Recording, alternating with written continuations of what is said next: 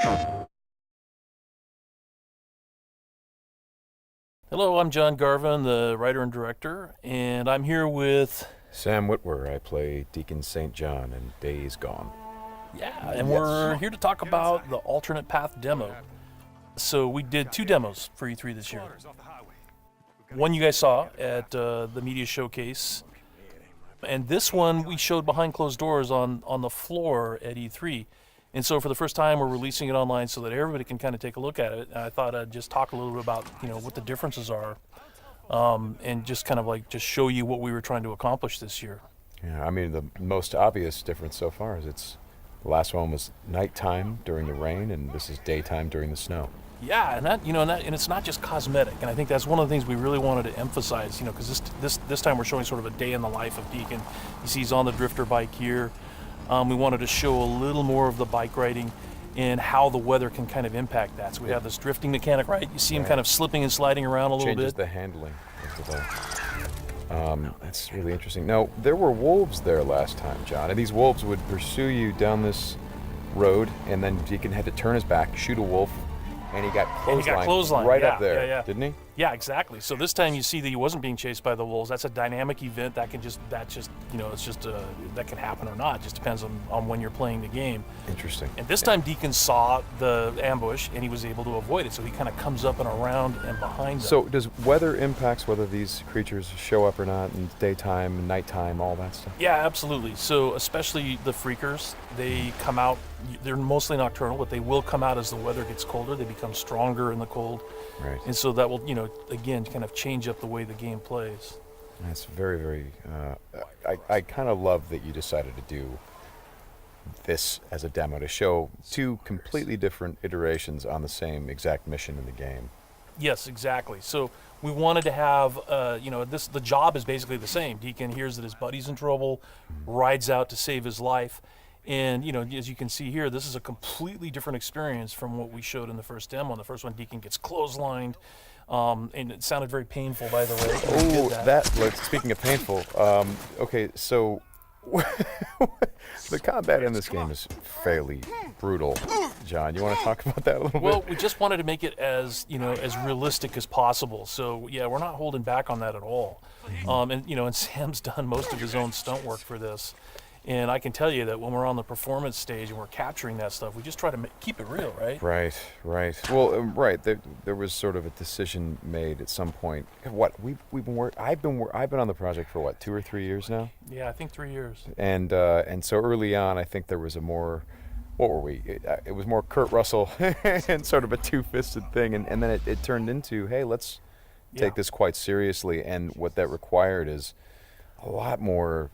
Taking this combat stuff and showing the horror of the violence that happens and it were this type of circumstance to take place. I mean, realism, weirdly enough, is the thing we keep going back to when it comes to not just the stunts, but also the performance style. I think, it was very important that it doesn't seem like a bunch of actors, saying lines. It was all very incidental. And we wanted the world to sort of reflect that as well. So you saw there that, Deacon broke into that emergency vehicle and found some supplies. So this is what we're calling our survival vision. So you saw that earlier when he was looking at Manny's bike on the ground. Mm-hmm. And it's just kind of a way of seeing tracks in the world and sort of imagining what might have happened. Mm-hmm. And here I just wanted to point out that you're seeing in this part of the demo that there are freakers there. There weren't there before because it wasn't snowing. It was, and it was getting lighter out. It wasn't getting darker like it is.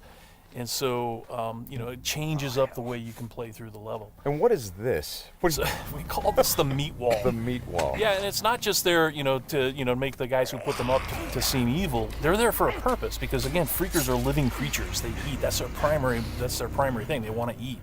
And so you hang these dead freakers up, and any freaker, rather than coming into their camp like you see here, they would actually stop and snack. Yeah, exactly. Yeah.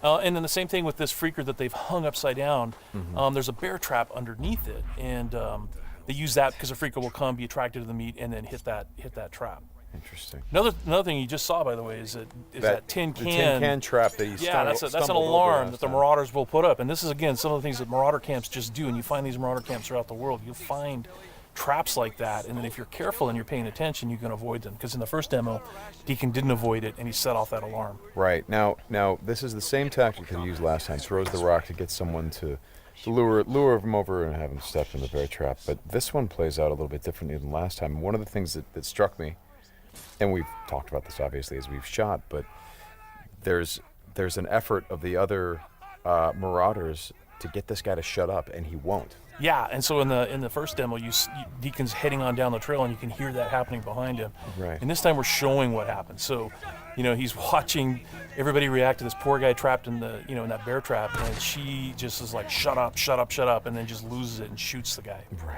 Right. And of course, in the meantime, Deacon is crafting a Molotov and just takes them all out. Right. Oh boy, that's good. Ow. So again, it's like in the previous demo, Deacon would have gone off to the trail down to the right. This time he's going to head this way. He follows the tracks, and comes under a sniper attack. Now let me ask you something about the survival. Okay, there's a sniper attack coming, but the survival vision is, if you don't say upgrade your survival vision, can you miss clues? I mean, are there things that you would get if you upgraded your survival vision that would help you complete the mission better? Exactly, and you have to, we have a whole skill tree, and it's all tied to the experience that you can earn as you're just playing through the game, and then you can upgrade those things. What's happening here? We got a freaker tied to a tree. Yeah, so this is another type of trap that Marauders will set. They will basically chain freakers to the perimeter of their camps, and they use them as kind of an alarm system. And then that, you saw that Marauder there, he was just tormenting the poor freaker, and then so Deacon kind of takes advantage of that. Well, and you think for a moment that Deacon is the guy, he's sort of helping the freaker by, getting the guy that taunted him. No, and then he's going to take the freaker out right afterward. Exactly. And this is a bit of silent sniping using the crossbow. Yeah, so this whole sequence at the end plays out very differently. In the first demo, you saw Deacon use a swarm. He weaponized a swarm, lured them into the camp, and then they kind of did the work for him. There's no swarm in this run-through. Right. So the player really has to go in and use what we're calling our strategic sandbox combat, and that's just, stealth mechanics and setting and using traps, whole arsenal of weapons. You see there's a variety of weapons that Deacon's going to use through this, including the crossbow. He crafts his own bolts. And he's got to figure out how to get up to Manny, just using his combat skills instead of doing it strategically. So straighten me out. Those bonfires, were those there in the previous demo? No, they weren't. Right. So that's another big difference. Is that if you come here during the day, it's like in the media showcase demo, there was like kind of a fight club thing going on. Right. They were punching each other, and everybody was just sort of getting into it. Nobody's really paying attention to what's going on. Yeah. And now it's getting dark and it's cold out. So they've built these bonfires. So. And again, it's not just a cosmetic change in the way it's cold, right? Yeah, it's because it's cold. They have to build some. So it changes the way the Marauders behave in the level. Mm-hmm. Well, that's very. Again, this is part of the reason why I love that you did this as a demo, because the behavior of all of these things, not just the freakers, but the Marauders, everything. There's a logic to it. You can track why they're doing the things that they're doing. And you can use it to your advantage in the gameplay. That's kind of what I like about this so much. And that's really what we wanted to showcase this year, is that it's an open world game, and everything you see around here. And again, we're only playing this two different ways. You saw that waterfall way up there off in the distance. There's a bridge that goes in front of that. If you had a sniper rifle and enough ammunition, you could have driven your bike all the way up there. There's trails that go all the way up there. And you could have used your sniper rifle to take out this entire camp, because it would have taken them a while to figure out where the shots were coming from and to get to you.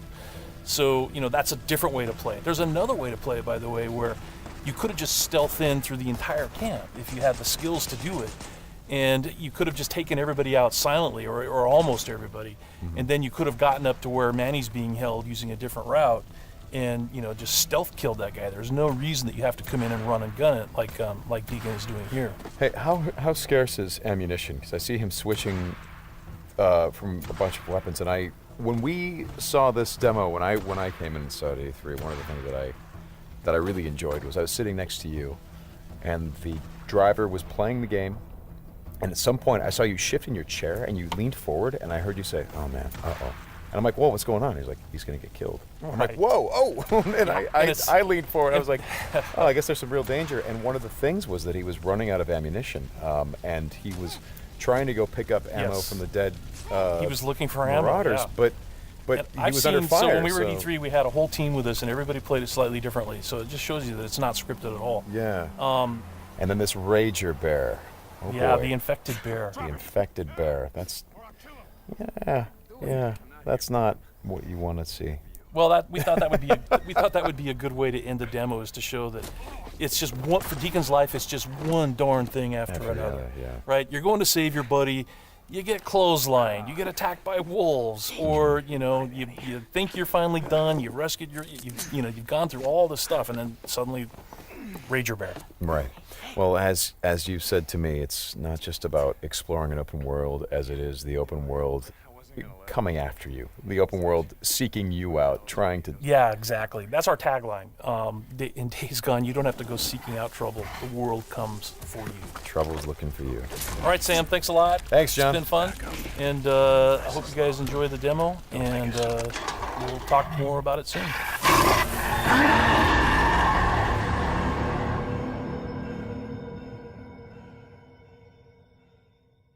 PlayStation